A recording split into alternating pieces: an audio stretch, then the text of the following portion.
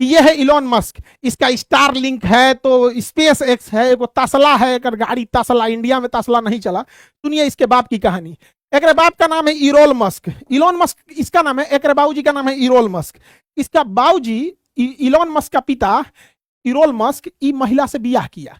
ई महिला पहले से शादीशुदा थी, डिवोर्स हो गया था। इसका पहले से एगो बेटी थी, और ये बेटी बेचारी बहुत छोटी थी, बहुत छोटी थी तो गोद में थी, और इससे बियाह हो गया। ये चोट्टा क्या किया, इस बेटी के बड़े होने का इंतजार किया।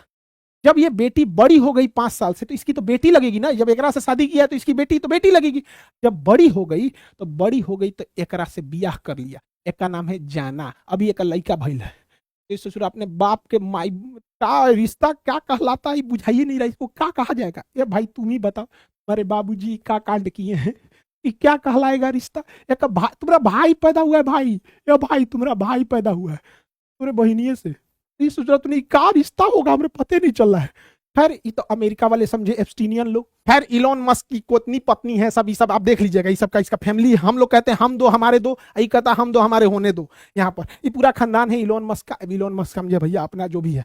अभी हाल में अमेरिका का कि यूएस काउंटर टेररिज्म जो चीफ थे, जो आतंकवाद के खिलाफ लड़ते थे, बहुत बड़ा पद है, उन्होंने रिजाइन दे दिया, ये कहकर कि ईरान की कोई गलती नहीं थी, अमेरिका ये युद्ध इजराइल के इन्फ्लुएंस में आके दिया है। ये बोल दिया है ना कि इजराइल के इन्फ्लुएंस में आके दिया, और ये हकीकत है, इजराइल का बहुत इन्फ्लुएंस है अमेरिका के ऊपर। इजराइल की बहुत बड़ी बड़ी कंपनियां हैं, चाहे वो गूगल हो गया, डेल हो गया, ब्लैक रॉक हो गया, लेविस हो गया, हयात हो गया, ब्लूमबर्ग हो गया, मेटा, फेसबुक, ये ओरेकल, जितनी बड़ी बड़ी कंपनियां देखते हैं सब ज्यूस की है। ज्यूस कम्युनिटी बहुत स्ट्रांग है। लेकिन इस बार क्या हुआ है, इजराइल का जो शेल्टर होम था, इसके अंदर घुस जाते थे लोग, ये मेट्रो की तरह था, अंदर रहता था, इस शेल्टर हाउस के अंदर भी हमला हो गया। और क्लस्टर बम से हमले हो रहे हैं जो युद्ध के बाद भी फटते रहते हैं सब।